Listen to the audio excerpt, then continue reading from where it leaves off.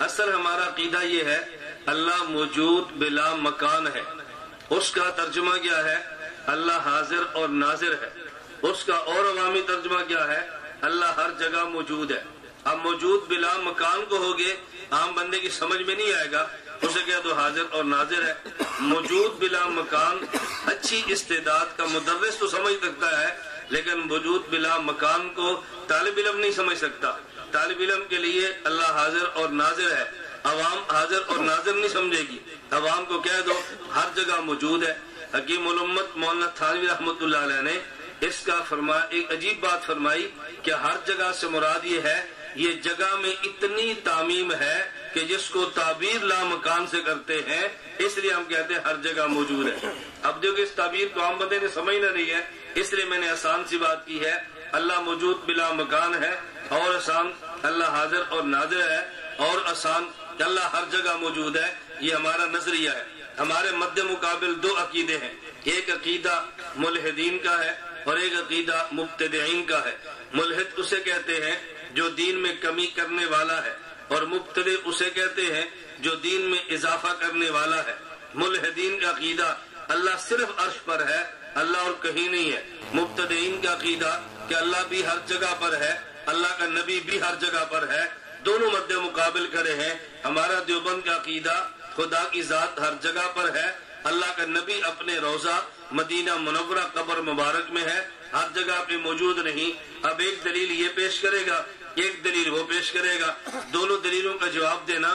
میں آسان لفظوں میں بات کرنے لگا ہوں. اب ایک شخص مجھے کہنے لگا آپ کا عقیدہ اللہ کی ذات ہر جگہ موجود ہے. میں نے کہا بالکل ہمارا عقیدہ، اس پر ہمارا سوال ہے. میں نے کہا کیجئے.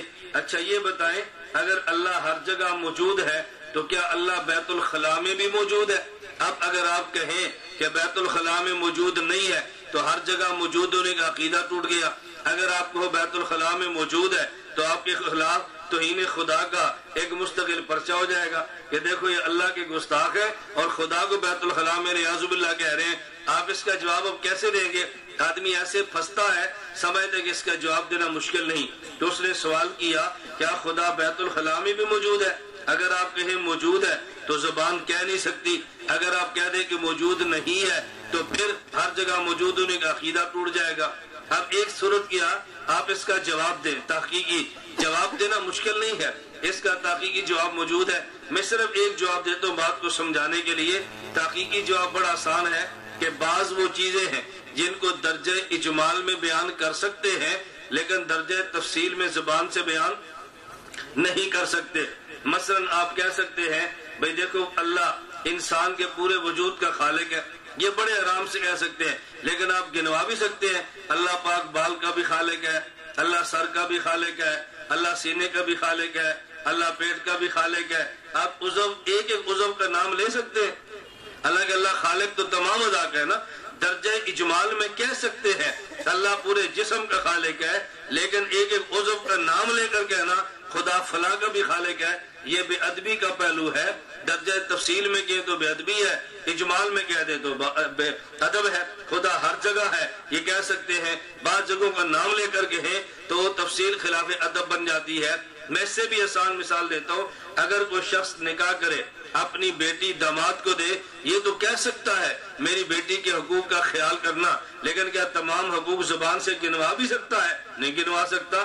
درجہ اجمال میں کہے تو ٹھیک ہے، درجہ اجمال میں کہہ دے ٹھیک، درجہ تفصیل میں مشکل. اب یہ دیکھو جواب تحقیقی صاحب علم کے دل کو لگتا ہے لیکن عوام اس بات کو اتنی جلدی سمجھے گی نہیں. اب اس کو سوال کا جواب دینے کی بجائے سوال پھینکو اور سوال پر سوال کرو. میں نے اس سے پوچھا آپ یہ بتائیں آپ کو قرآن مجید کچھ یاد ہے؟ اس نے کہا جی الحمدللہ میں قرآن کریم کا حافظ ہوں. میں نے کہا ایک اور مسئلہ آسان ہو گیا. اب مجھے آپ یہ بتائیں کیا آپ کے سینے میں قرآن کریم موجود ہے؟ مجھے کہتے جی نہیں. میں نے کہا کیوں؟ کہتا سینے میں قرآن تو موجود نہیں ہے. میں نے کہا آپ کے سینے میں قرآن کریم محفوظ ہے؟ مجھے کہتے محفوظ ہے تبھی تو حافظ ہوں. اگر محفوظ نہ ہوتا حافظ کیوں کہتے؟ میں نے کہا عجیب بات یہ ہے قرآن کو سینے میں محفوظ مانتا ہے، موجود نہیں مانتا. کوئی چیز موجود نہ ہو محفوظ ہو نہیں سکتی. کوئی بندہ کہے میری جیب میں پیسے موجود تو نہیں ہے لیکن محفوظ ہیں، میرے گھر میں گندم موجود تو نہیں لیکن محفوظ ہے، سر میں دماغ موجود تو نہیں لیکن محفوظ ہے۔ میں نے کہا کیسے ہو سکتا ہے؟ بھئی پہلے موجود مانے گا تو پھر محفوظ مانے گا نا۔ اگر تیرے سینے میں قرآن محفوظ ہے تو موجود کیوں نہیں ہے؟ کہتے مجھے سمجھ آ گئی، قرآن کریم موجود بھی ہے محفوظ بھی ہے۔ میں نے کہا مجھے دوسرا مسئلہ بتاؤ، کیا قرآن کریم کو بیت الخلاء میں لے جا سکتے ہو؟ اس نے کہا نہیں۔ میں نے کہا بیت الخلاء میں لے جانا جائز ہے؟ اس نے کہا جی حرام اور ناجائز ہے، نہیں لے جا سکتے۔ میں نے کہا تیسرا مسئلہ، جب آپ بیت الخلاء میں جاتے ہو آپ کے سینے میں قرآن موجود بھی ہے، بیت الخلاء میں لے جانا ناجائز بھی ہے، تو جب آپ بیت الخلاء میں جاؤ سینہ پھاڑ کے قرآن باہر رکھ کے پھر بیت الخلاء میں جاتے ہو؟ اس نے کہا نہیں۔ تو میں نے کہا پھر قرآن کہاں گیا؟ جب تم بیت الخلاء میں تھے مجھے فوراً کہنے لگا میرے سینے میں قرآن موجود ہے لیکن وجود اور جسم سے پاک ہے۔ میں نے کہا خدا بھی ہر جگہ موجود ہے مگر وجود اور جسم سے پاک ہے۔ وجود اور جسم سے، وجود کا معنی سمجھ گئے یا وجود کا معنی جسم ہے؟ اللہ جسم سے پاک ہے، تو جس طرح قرآن جسم بالا بیت الخلاء میں لے کر جائے تو بے ادبی ہے اور بلا جسم جائے تو بے ادبی نہیں ہے۔ خدا کی ذات جسم والی ہوتی بیت الخلاء میں لے کر جاتے تو پھر تو بے ادب تھا، لیکن جب خدا کا جسم سے ہی اللہ پاک ہے تو پھر اس پہ اعتراض کیسا؟